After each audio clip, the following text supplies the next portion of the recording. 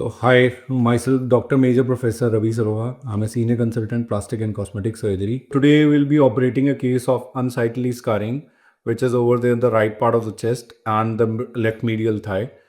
और इसमें हम क्या करने वाले हैं पेशेंट का जो स्कार है जो बहुत अच्छा नहीं दिख रहा है कलर भी उसका ख़राब हो चुका है तो we'll try to revise it and do it as automatically as possible so that कि आगे चल के स्कारिंग अच्छी हो और हम इस कार को अच्छे से मॉड्यूलेट कर पाएँ in the coming 6 months. So we are offering him a surgical treatment today, which will be done under regional blocks.